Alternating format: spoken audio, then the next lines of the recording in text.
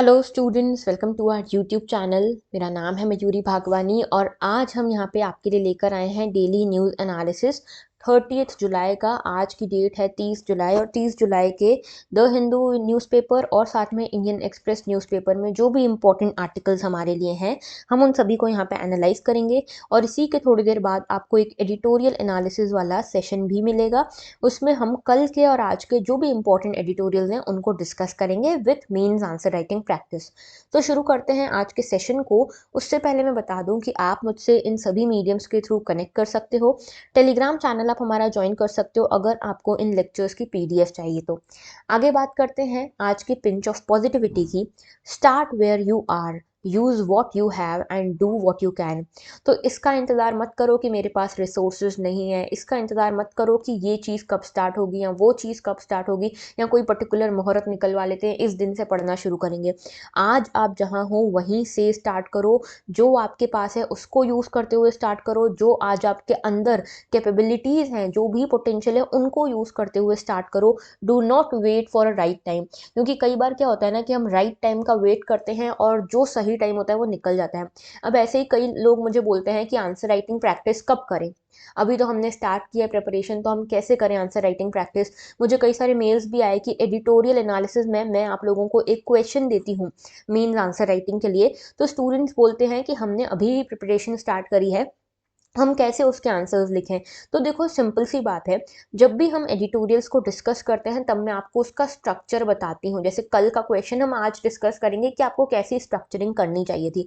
सबसे पहले तो आपको आंसर राइटिंग में स्ट्रक्चरिंग सीखनी है कि आंसर राइटिंग की स्ट्रक्चरिंग कैसे होगी। उसके बाद हम कॉन्टेंट पे आते हैं, और कॉन्टेंट भी ऐसा नहीं जो आपने कभी नहीं पढ़ा है। जो चीज़ें हमने एडिटोरियल में डिस्कस करी है वही कॉन्टेंट आपको इन आंसर राइटिंग में यूज़ करना है। तो आज ही शुरू करो। आप अगर वेट करोगे ना कि पूरा सिलेबस मैं एक बार कवर कर लूँ और उसके बाद में आंसर राइटिंग प्रैक्टिस करूंगा या उसके बाद में क्वेश्चंस लगाऊं प्रीलिम्स या मेंस के, तो समझ लो कि that day is never going to come. Okay, क्योंकि आप 6 अटेम्प्ट भी ले लोगे ना, फिर भी यूपीएससी का सिलेबस इतना वास्ट है कि आप कंप्लीट नहीं कर पाओगे इस सिलेबस को। ओके, हर रोज नया ऐड होता है। तो इसीलिए आज जहां हो, जहां से भी आप शुरू कर सकते हो, आज ही शुरू करो। ओके, आगे बात करते हैं आज के आर्टिकल्स की। तो पहला आर्टिकल है 6 please challenge places of worship act. ठीक है, तो ये देखो जो प्लेसेस ऑफ वर्शिप एक्ट है, ये वैसे आप जीएस पेपर 2 के गवर्नेंस सेक्शन में इसको आप कंसिडर कर सकते हो। द हिंदू की न्यूज़ है। तो यहाँ पे प्लेसेस ऑफ वर्शिप एक्ट एक एक्ट है, ठीक है, और इसके अगेंस्ट 6 और नई पटिशन्स गई हैं सुप्रीम कोर्ट में। और सुप्रीम कोर्ट ने अब बोला है कि जितनी पटिशन्स आ रही हैं आने दो, इनको सबको एक साथ मर्ज किया जाए। ठीक है, तो ये एक्ट क्या है, प्लेसेस ऑफ वर्शिप एक्ट क्या है, क्यों इसके ऊपर इतनी कंट्रोवर्सी है, इसकी बात कर लेते हैं। ठीक है, तो देखो ये जो प्लेसेस ऑफ वर्शिप एक्ट है, ये बेसिकली क्या है, आपको पता होगा बाबरी मस्जिद के बारे में, आपको पता होगा ज्ञानवापी मॉस्क के बारे में। तो ये सब क्या है, ये पहले अभी मॉस्क है। ठीक है, जैसे ज्ञानवापी मस्जिद जो है ये एक मॉस्क है। ठीक है, मुस्लिम कम्युनिटी का रिलीजियस प्लेस है, लेकिन इसके ऊपर काफ़ी सारे एलिगेशन ऐसे लगते हैं, काफ़ी सारी कंट्रोवर्सीज हैं कि ये जो मॉस्क है इससे पहले ये काशी विश्वनाथ मंदिर का एक हिस्सा हुआ करता था, जिसके ऊपर ज़बरदस्ती मॉस्क बनाया गया है।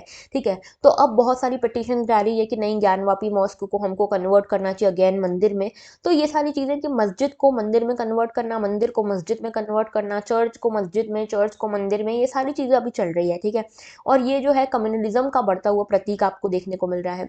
अब देखो यहाँ पे क्या हो रहा है कि इसी को रोकने के लिए 1991 में एक एक्ट आया। ठीक है, कि इस तरह की कंट्रोवर्सी ज़्यादा ना हो, इसके लिए ही ये एक्ट आया था, प्लेसेस ऑफ वर्शिप एक्ट।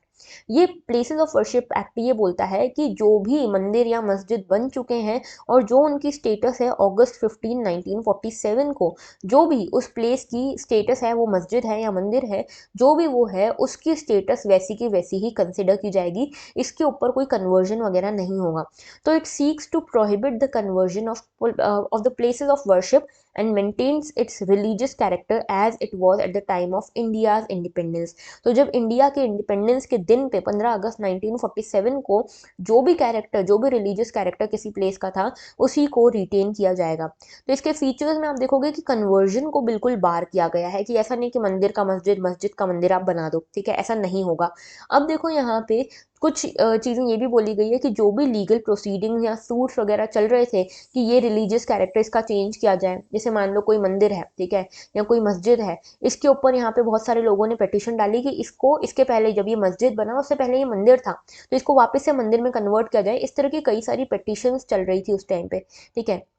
अब ये पिटीशंस इस एक्ट के आने के बाद सारी खारिज हो गई, कोई भी यहाँ पे कोर्ट तक नहीं जाएगी। लेकिन इसमें कुछ एग्जेम्पशन है। एग्जेम्पशन क्या है? सेक्शन 5 बोलता है कि दो तीन चीज़ों में एग्जेम्पशन दिया गया। सेक्शन 5 बोलता है, एक तो राम जन्मभूमि बाबरी मस्जिद केस में यहाँ पे एक्सेप्शन है, ठीक है।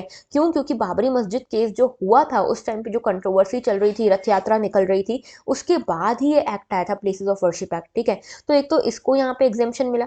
दूसरा एक और एग्जेम्पशन मिला, ancient monuments and archaeological sites and remains act 1958।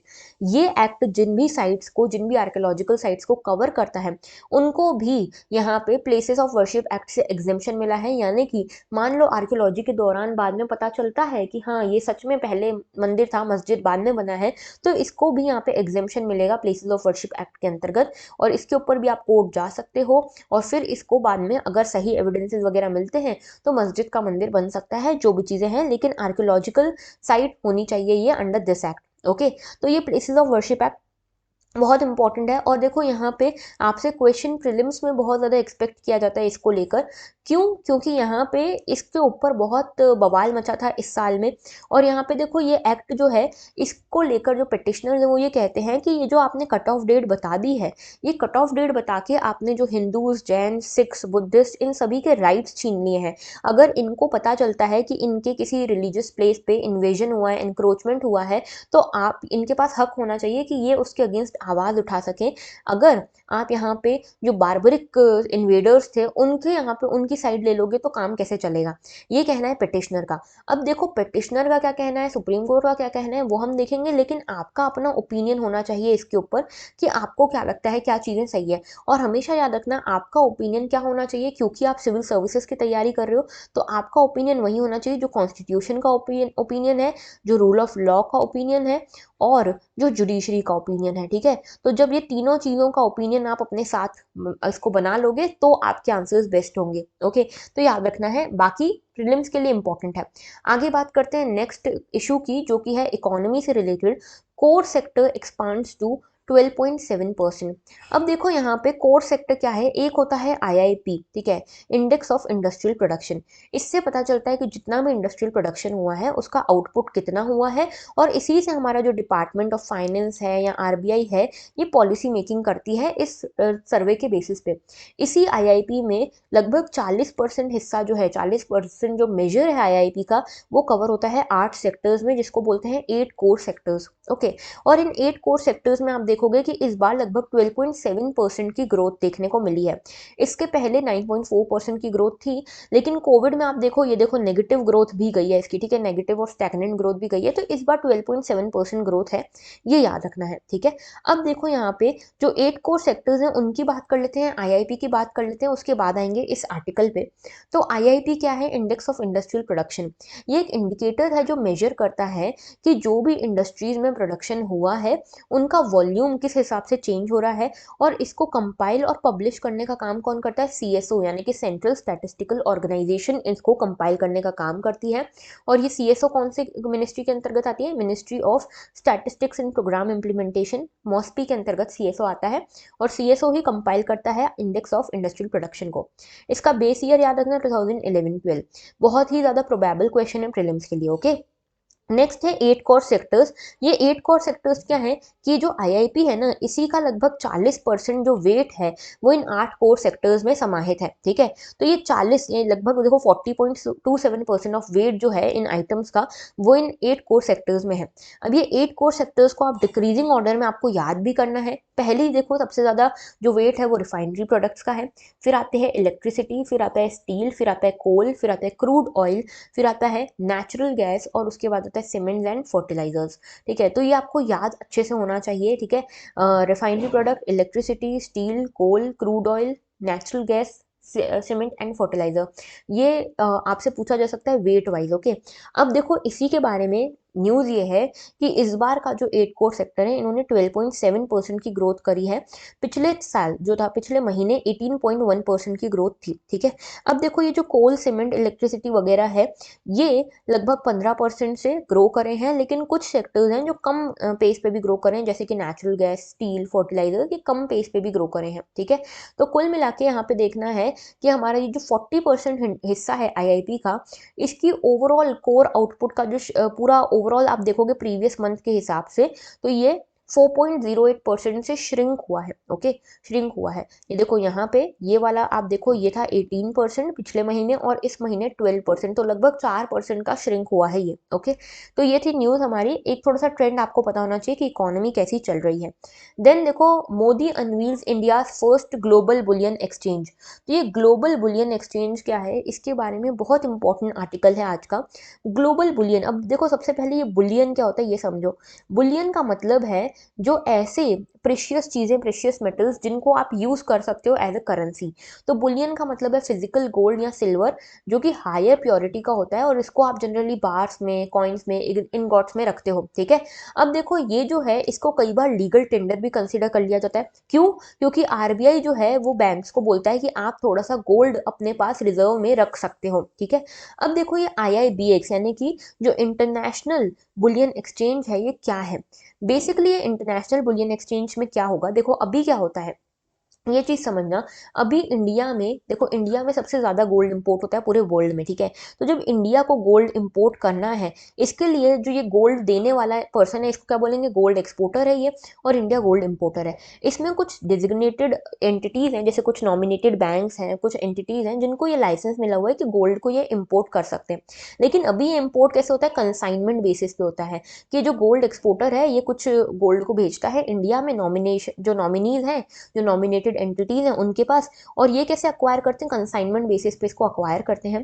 इसके बाद ये जो गोल्ड एक्सपोर्टर है ये इनको बोलता है कि आप इसको डिस्ट्रीब्यूट करो। अब ये बोलते हैं सारे जो एंटिटीज हैं जिन्होंने इंपोर्ट किया है, वो बोलते हैं कि ठीक है हम इसको एक्सपोर्ट जो अपने डिस्ट्रीब्यूटर्स हैं वहां तक पहुंचाएंगे, लेकिन तब तक हम इनको स्टोर कहाँ करें, ठीक है। तब तक हमारे पास कोई ऐसा स्टोरेज होना चाहिए ना जहां हम इसको स्टोर कर सकें, या फिर इसको ट्रांसपोर्ट करेंगे तो उसका खर्चा कौन देगा। तो स्टोरेज हो गया, ट्रांसपोर्ट हो गया, इसका खर्चा कौन देगा। तो यहाँ पे गोल्ड एक्सपोर्टर बोलता है कि मैं आपको इसका खर्चा दूंगा। तो गोल्ड एक्सपोर्टर यहाँ पे इसको फीस भी पे करते हैं, ये जो नॉमिनेटेड एंटिटीज हैं इनको फीस पे की जाती है कि भैया आप यहाँ पे अलग अलग जगहों पर पहुंचाओ, स्टोरेज और ट्रांसपोर्टेशन का खर्चा मैं दे दूंगा।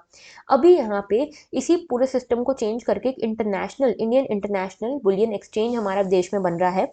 और इसमें क्या होगा कि हमारी गवर्नमेंट एक वॉल्ट फैसिलिटी देने वाली, वॉल्ट फैसिलिटी यानी कि स्टोरेज की फैसिलिटी देने वाली गोल्ड में, और इसके थ्रू आप इंटरनेशनल ट्रेड कर सकोगे गोल्ड में बिना ज़्यादा फीस गवाए। तो कॉम्पिटिटिव तरीकों से आपको गोल्ड का ट्रेड अगर करना है तो आप इस इंटरनेशनल बुलियन एक्सचेंज के थ्रू कर सकते हो। अब थोड़ी सी इसकी हिस्ट्री देखते हैं। देखो इंडिया जो है पहली टाइम इसने जो गोल्ड इंपोर्ट है उसको लिबरलाइज किया, और यहाँ पे प्राइवेट इंपोर्टर है वो भी अब गोल्ड को इंपोर्ट कर सकता है, लेकिन यहाँ पे डेजिग्नेटेड होना चाहिए, वो नॉमिनेटेड होना चाहिए बाय द आरबीआई। तो नॉमिनेटेड बैंक्स और एजेंसीज अब इसको यहाँ पे इंपोर्ट करती हैं आफ्टर 1990s, ओके। अब जो एलिजिबल क्वालिफाइड जूलर्स हैं वो यहाँ पे उनको अलाउ किया गया है कि वो डायरेक्टली इंपोर्ट कर सकें आईआईबीएक्स के थ्रू, यानी कि अब उनको कंसाइनमेंट के बेसिस पे इंपोर्ट करने की ज़रूरत नहीं है। अब वो इंटरनेशनल बुलियन एक्सचेंज के थ्रू ही इंपोर्ट कर सकते हैं डायरेक्टली, ठीक है। अब इससे क्या होगा, जूलर्स जो हैं उनको ट्रेडिंग पार्टनर बनना पड़ेगा, या ठीक है, या फिर जो भी ट्रेडिंग मेंबर है उसका क्लाइंट बनना पड़ेगा। इसका आसान सा मतलब ये है कि देखो ये है आईआईबीएक्स, इंडियन इंटरनेशनल बुलियन एक्सचेंज। पहले क्या होता था कि जो गोल्ड एक्सपोर्टर है, ये गोल्ड एक्सपोर्टर है, ठीक है, और इससे इंपोर्ट कुछ ही लोग कर सकते हैं, ठीक है, जो कि नॉमिनेटेड है, लाइसेंस दिया हुआ है इनको आरबीआई ने, और ये करते थे कंसाइनमेंट बेसिस पे, कॉन्ट्रैक्ट बेसिस पे, ये यहाँ पे इनको देता था और ये फिर आगे ट्रांसपोर्ट करते थे, इसकी फीस भी गोल्ड एक्सपोर्टर देता था।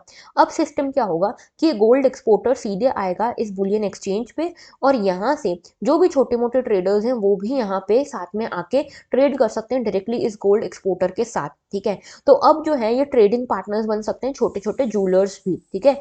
अब देखो यहाँ पे इन एडिशन यहाँ पे क्या बोला गया है कि जो एक्सचेंज है इसमें एक इंफ्रास्ट्रक्चर भी डेवलप होगा जहाँ पे गोल्ड और सिल्वर को स्टोर किया जा सके, तो वॉल्ट फैसिलिटी भी देगा ये international Indian Boolean exchange. Okay, और ये जो एक्सचेंज है इसमें आप फिजिकल गोल्ड सिल्वर को बेच भी सकते हो, खरीद भी सकते हो, और ये सेम काम करेगा जैसे शंघाई गोल्ड एक्सचेंज काम करता है, बोर्सा इस्तांबुल काम करता है, वैसे ही इंडिया भी अब एक रीजनल हब बन जाएगा बुलियन फ्लो का। ठीक है, तो अगर हमारे देश में अगर प्रॉपर ट्रेडिंग होनी है गोल्ड वगैरह में, तो अब वो और ज़्यादा कॉम्पिटिटिव हो जाएगी because of this international bullion exchange. Okay, अब देखो इसमें कि ये काम कैसे करेगा, ये मैं आपको बता चुकी हूँ। इसमें क्या होगा कि एक प्रॉपर सेटअप जमाया जाएगा। सेटिंग अप जो होगी वो ऐसे होगी कि कमोडिटीज़ का आप एक्सचेंज कर सको, कमोडिटीज़ की ट्रेडिंग कर सको। ठीक है, अब इसमें इस इंटरनेशनल एक्सचेंज में क्या होगा कि ये ट्रेडिंग आप यूएस डॉलर्स में भी कर सकते हो और इंडियन रुपी में भी कर सकते हो। मेनली यूएस डॉलर्स में होगी, क्यों? क्योंकि बाहर के इंपोर्टर्स होंगे, वो आपके देश में लाएंगे इस इंटरनेशनल बुलियन एक्सचेंज के थ्रू गोल्ड को, और आप इनसे खरीदोगे। तो मोस्टली जो ट्रेडिंग होगी डॉलर्स में ही होगी। और इंडिया जो है अपने आप में one of the biggest trading hubs बन सकता है एशिया में with this international bullion exchange. Okay, और यहाँ पे कॉम्पिटिटिव प्राइसिंग होगी, इसके थ्रू आपको यहाँ पे वॉल्टिंग सर्विस भी मिलेगी, यानी कि आप इसको स्टोर कर सकते हो गोल्ड को आगे बेचने के पहले। और इसके लिए यहाँ पे एक फ्री ट्रेड जोन बनाया जाएगा जहाँ पे कोई ड्यूटी आपको नहीं पे करनी पड़ेगी। अभी का सिस्टम कैसा है ये मैं आपको समझा चुकी हूँ, सेम चीज़ यहाँ पे भी लिखी हुई है। ओके, अब देखो यहाँ पे ये जो पूरा IIBX होगा ये कैसे काम करेगा, ये गेटवे बन जाएगा बुलियन इंपोर्ट का टुवर्ड्स इंडिया। तो अभी क्या होता है, कंसाइनमेंट बेसिस पे चलता है। अब ये IIBX एक तरह का गेटवे बन गया कि जिसको भी गोल्ड यहाँ पे बेचना है इंडिया में वो आओ और IIBX पे इसको ट्रेड करो, जिसको भी खरीदना है वो यहीं से डायरेक्टली खरीदेगा। तो गेटवे बन गया है बुलियन इंपोर्ट का इंडिया में IIBX। ठीक है, और इससे क्या होगा, डोमेस्टिक कंजम्पशन जो है वो प्रॉपरली चैनलाइज हो पाएगा, कोई मनी लॉन्ड्रिंग वगैरह जैसी एक्टिविटीज नहीं हो पाएंगी, और प्रॉपर चैनलाइजेशन के थ्रू यहाँ पे काम हो पाएगा, ट्रेडिंग हो पाएगी। ओके, इसके अलावा ये जो एक्सचेंज इकोसिस्टम होगा ये सभी मार्केट पार्टिसिपेंट्स को एक साथ एक ही कॉमन ट्रांसपेरेंट प्लेटफॉर्म पे ले आएगा ट्रेडिंग के लिए।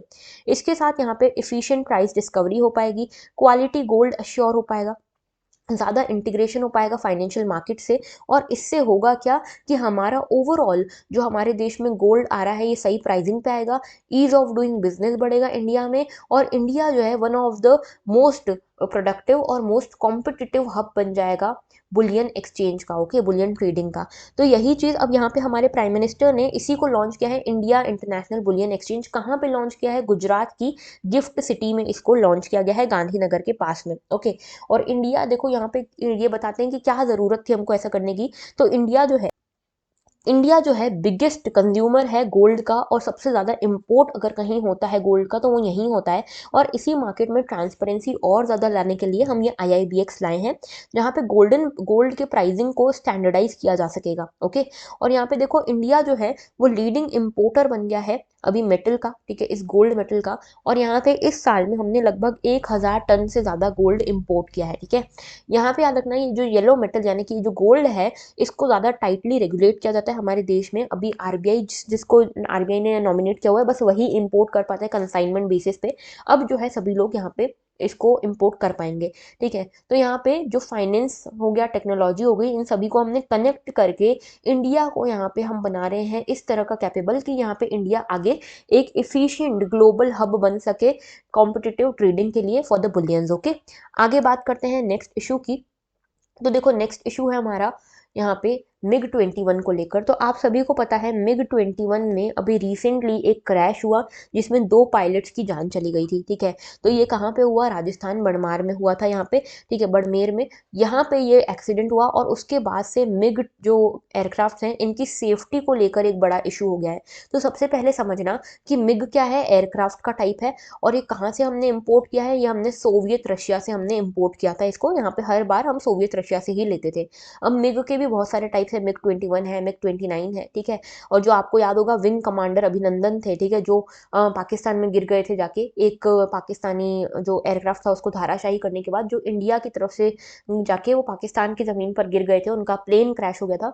उस टाइम पे ये मिग ही चला रहे थे, MiG-21 ही था इनके पास भी। ठीक है, तो याद रखना है। अब देखो इंडियन एयरक्राफ्ट जो है, इंडियन एयरफोर्स जो है, इन्होंने बोला है कि हम 3 साल में सारे MiG-21 को यहाँ पे विड्रॉ कर लेंगे, यानी कि फेज आउट कर देंगे, और और अभी हमारे देश में बहुत सारे स्क्वाड्रॉन है MiG-21 के, इनको हम यहाँ से फेज आउट कर देंगे। अब स्क्वाड्रॉन का मतलब क्या होता है? स्क्वाड्रॉन मतलब कि 16 to 17 एयरक्राफ्ट एक टीम में होना, एक ग्रुप में होना, उसको बोलते हैं स्क्वाड्रॉन, ठीक है।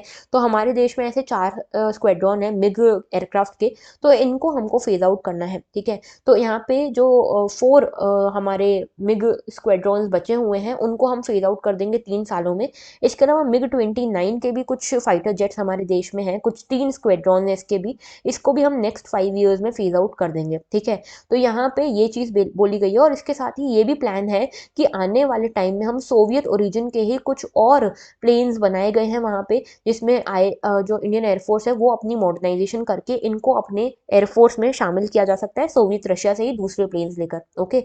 तो अभी देखो यहाँ पे जो श्रीनगर बेस्ड 51 नंबर 51 स्क्वाड्रॉन है, इसको यहाँ पे सितंबर 30 को ही नंबर प्लेट कर दिया जाएगा। नंबर प्लेट करने का मतलब है यहाँ पे फेज आउट कर दिया जाएगा इसको इस सितंबर में ही, ओके। इसके बाद देखो दो जो ये स्क्वाड्रॉन है ना मिग वाले, MiG-21 वाले, इनको स्वाम डाम्स भी बोलते हैं, ठीक है, स्वॉर डाम्स। ये जो है ऑपरेशन सफ़ेद सागर में भी काम आए थे। तो जो मिग है ये ऐसा नहीं कि सारे खराब ही हैं, ठीक है, इन्होंने बहुत मदद की हमारे कई सालों तक। तो जो कारगिल वॉर में जो इंडियन एयरफोर्स थी उन्होंने भी एक यहाँ पे मिशन चलाया था, एक प्रोग्राम चलाया था जिसका नाम था सफ़ेद सागर, और इस सफ़ेद सागर के थ्रू ये हमारी इंडियन आर्मी की मदद कर रहे थे। इसमें इन्होंने जिसकी मदद ली थी वो मिग ही था, ठीक है, मिग एयरक्राफ्ट ही थे वो भी, ठीक है। तो 1999 में कारगिल कॉन्फ्लिक्ट में भी इन्होंने हमारी मिग एयरक्राफ्ट से मदद करी थी, ठीक है। इसके अलावा आज की डेट में आप देखोगे तो इंडियन एयरफोर्स के पास अभी लगभग 170 MiG-21 है, जिनको हमको धीरे धीरे करके फेज आउट करना है, ठीक है। अब लंबे समय से ये इंडिया की मदद कर रहे हैं, लेकिन इनकी पुअर सेफ्टी भी एक बहुत बड़ा कंसर्न है, और इनका हमने देखा है कि लगभग 5 पायलट्स की यहाँ पे डेथ हो चुकी है लास्ट कुछ टाइम में मिग एयरक्राफ्ट के फेल होने से, ओके। अब देखो ये 1963 में इंडक्ट किए गए थे इंडिया में, और लगभग यहाँ पे हमने 700 मिग वेरिएंट्स यहाँ पे परचेज करे हैं इनसे, ओके। तो यहाँ पे इंडिया जो है अपने जो एम्बिशियस प्रोजेक्ट है $5 बिलियन का जो प्रोजेक्ट है कि हम अपने 5th generation medium wait deep penetration fighter jets लेकर आए हैं, उसके ऊपर इंडिया भी काम कर रहा है। तो इंडिया धीरे धीरे मॉडर्नाइजेशन की तरफ बढ़ रहा है डिफेंस सेक्टर में, और धीरे धीरे इसमें इंडिजिनाइजेशन की तरफ भी हम बढ़ रहे हैं, ठीक है। तो मिग एयरक्राफ्ट ज़रूरी है हमारे लिए जानना। MiG-21 बाइसन, ठीक है, ये इंडिया के 6 फाइटर जेट्स में से एक है, रशियन ओरिजिन का है, सोवियत रशिया से हमने इनको लिया था। सिंगल इंजन पे काम करता है, सिंगल सीटर है, मल्टी रोल फाइटर एयरक्राफ्ट है, ठीक है। इसकी मैक्सिमम स्पीड वगैरह आप देख सकते हो, उतना पूछा नहीं जाता वैसे तो देखो यूपीएससी में, लेकिन यह याद रखना कि ये बैकबोन ऑफ इंडियन एयरफोर्स कहलाते थे। अभी इनको फेज आउट करने की बात चल रही है, ठीक है। तो यहाँ पे 1963 में हमने सबसे पहले इनको इनकलकेट किया था हमारी इंडियन एयरफोर्स में। आगे बात करते हैं जयशंकर पुशेस फॉर चाबाहर पोर्ट। तो देखो जयशंकर जी जो है हमारे मिनिस्टर ऑफ एक्सटर्नल अफेयर्स हैं, इन्होंने एससीओ की एक मीटिंग हुई फॉरेन मिनिस्टर्स की, जो हमारे मिनिस्टर ऑफ एक्सटर्नल अफेयर्स हैं उनकी यहाँ पे मीट हुई, उसमें इन्होंने बात की है चबाहर पोर्ट की, कि हमको चबाहर पोर्ट फिर से हमको ठीक करना है, इसको हमको फिर से दुरुस्त करके हमको इसको यूज़ करना चाहते हैं हम, ठीक है। तो वैसे ही पाकिस्तान ने भी बोला कि ठीक है तुम फिर ये करो, तो हम सीपैक को दुरुस्त करके स्टार्ट करना चाहते हैं, ठीक है। इसके अलावा इंडिया की साइड से ये भी बोला गया एससीओ की मीटिंग में कि हम जो आप यहाँ पे शामिल करना चाहते हैं ईरान को एससीओ में, हम इसका भी स्वागत करते हैं। और दूसरा हम इस चीज़ को भी बताते हैं कि अफगानिस्तान के साथ हमारे अच्छे रिलेशनशिप्स हैं, ठीक है। ह्यूमैनिटेरियन सपोर्ट हमने प्रोवाइड किया, मेडिसिन वैक्सीन सब कुछ हमने प्रोवाइड किया है, और हम चाहते हैं कि अफगानिस्तान तक हमारी रीच बढ़े, इसीलिए हम चबाहर पोर्ट को यहाँ पे वापस से स्टार्ट करना चाहते हैं, इनिशिएट करना चाहते हैं। और क्योंकि ईरान यहाँ पे अंदर आ रहा है एससीओ के, इसीलिए एक दरवाज़ा खुल जाता है कि चबाहर को फिर से शुरू किया जा सकता है। अब यहाँ पे बात कर लेते हैं एससीओ की और चबाहर की, ठीक है, कि ये दोनों क्या है। तो एससीओ क्या है पहले ये देखो। शंघाई कोऑपरेशन ऑर्गेनाइजेशन, ये एक परमानेंट इंटरगवर्नमेंटल इंटरनेशनल ऑर्गेनाइजेशन है, ठीक है। और इसका क्रिएशन जो है 2001 में हुआ था शंघाई में, चाइना में। याद रखना कि 1996 में भी ये एक फॉर्म में एग्जिस्ट करता था, शंघाई 5 के फॉर्म में, ठीक है। शंघाई 5 जो था वो क्या था, यहाँ 5 कंट्रीज का ग्रुप था, कजाकिस्तान था, चाइना था, किर्गिस्तान था, रशिया था और तजाकिस्तान था। इसके साथ 2001 में उज्बेकिस्तान इनके साथ आता है, और यहाँ पे शंघाई कोऑपरेशन ऑर्गेनाइजेशन बन जाता है।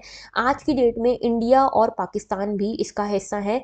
2017 में ये ऐड हुए थे। तो कुल मिला के आज की डेट में शंघाई कोऑपरेशन ऑर्गेनाइजेशन में 8 मेंबर्स हैं, जिसमें यहाँ पे ईरान भी बहुत जल्दी शामिल होने वाला है। ठीक है, अब देखो जो शंघाई कोऑपरेशन ऑर्गेनाइजेशन है ये बना था कब, 2001 में, लेकिन यहाँ पे सेंट पीटर्सबर्ग में एक चार्टर साइन हुआ था 2002 में, जिसके बाद 2003 में ये फोर्स में आया था।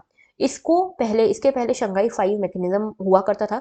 और याद रखना शंघाई कोऑपरेशन ऑर्गेनाइजेशन की 2 लैंग्वेजेस मेन है, एक है रशिया, एक है रशियन और एक है चाइनीज। और इसी में इंडिया भी अब पार्ट बन गया है शंघाई कोऑपरेशन ऑर्गेनाइजेशन का, और हम अपने नेबर्स के साथ और स्पेशली सेंट्रल एशियन कंट्रीज के साथ इंटरैक्ट कर पाते हैं through this medium, okay, through this platform. अब देखो यहाँ पे दूसरी चीज है चाबहार की। ठीक है, तो ये देख रहे हो इंडिया, ये है इंडिया जो है अफगानिस्तान तक पहुंचना चाहता था। अफगानिस्तान में हमारे काफ़ी इन्वेस्टमेंट है, काफ़ी अच्छी रेपुटेशन थी तालिबान के आने के पहले तक। तो यहाँ पे हमको जाना है तो हम पाकिस्तान से होकर ही जा सकते हैं। हम चाहते थे कि हमको पाकिस्तान के थ्रू होकर नहीं जाना, क्योंकि पाकिस्तान बीच बीच में बहुत हिंड्रेंस लाता है। तो हमने एक नया रास्ता निकाला, हमने यहाँ पे ईरान में एक पोर्ट बनाया, चबाहर पोर्ट। इसके थ्रू हमने बोला कि हम यहाँ तक जाएंगे सी के रूट के थ्रू, और फिर यहाँ पे रोड वे के थ्रू हम अफगानिस्तान तक पहुँच जाएंगे। ठीक है, तो यहाँ पे ये बनाया था हमने चबाहर पोर्ट। इसके ऊपर काम वगैरह चल रहा था, लेकिन यहाँ पे बीच में ईरान की जो न्यूक्लियर डील कैंसिल हो गई और ईरान के अगेंस्ट सारी कंट्रीज ने सैंक्शन वगैरह लगा दिए, वेस्टर्न कंट्रीज ने, इसीलिए चाबहार पोर्ट रुक गया। अब देखो चाबहार पोर्ट का दूसरा एक और स्ट्रैटेजिक इंपॉर्टेंस ये भी है कि यहाँ पे ये देख रहे हो ग्वादर पोर्ट, ये जो ग्वादर पोर्ट आपको दिख रहा है पाकिस्तान में, ये जो है ये चाइना ने अक्वायर कर लिया है। ठीक है, तो चाइना की एक पॉलिसी है जिसका नाम है स्ट्रिंग ऑफ पर्ल्स। चाइना क्या करता है, इसे स्ट्रिंग ऑफ पर्ल्स के अंतर्गत चाइना हर तरफ से इंडिया को घेरने की कोशिश करता है, और इसीलिए चाइना ने यहाँ पे ग्वादर पोर्ट बना दिया पाकिस्तान में। और उसी के कुछ किलोमीटर्स दूर ही यहाँ पे हमारा चबाहर पोर्ट है गल्फ ऑफ ओमान में। तो इसकी लोकेशन आपको याद रखनी है, ईरान के कोस्ट पे गल्फ ऑफ ओमान में पड़ता है, ग्वादर के बहुत करीब है, लाइक 70 to 72 किलोमीटर्स ही दूर है ये। ठीक है, तो याद रखना है क्यों बनाया था। और अब हम अफगानिस्तान के साथ फिर से डायलॉग स्टार्ट करना चाहते हैं, लेकिन तालिबान बीच में अड़ रहा है, पाकिस्तान और चाइना अड़ रहे हैं। तो इसीलिए हमने रास्ता खोजा है कि जब बाहर के थ्रू हो सकता है कि हम फिर से यहाँ पे डायलॉग स्टार्ट कर सके। ओके, तो ये था पूरा आर्टिकल, और आज के सेशन में इतना ही था। I hope it was helpful for you all. अगर आपको अच्छा लगा है तो लाइक ज़रूर करना, कॉमेंट करना अपना फीडबैक, और शेयर ज़रूर करना। फीडबैक में मुझे ये ज़रूर बताना कि आपको ये सेशंस कैसे लग रहे हैं, क्या इसमें हम कुछ और इम्प्रूवमेंट्स कर सकते हैं। और दूसरी चीज़ मुझे ये बताना, जो हमने डिस्कस किया ना प्लेसेस ऑफ वर्शिप एक्ट के बारे में, उसके बारे में आपका क्या ख्याल है, क्या इसमें अमेंडमेंट होना चाहिए या नहीं होना चाहिए, आप भी मुझे बताना। ओके, इसके अलावा अगर चैनल को सब्सक्राइब नहीं किया है तो सब्सक्राइब भी कर लो। That was all, thank you for watching and have a very good day.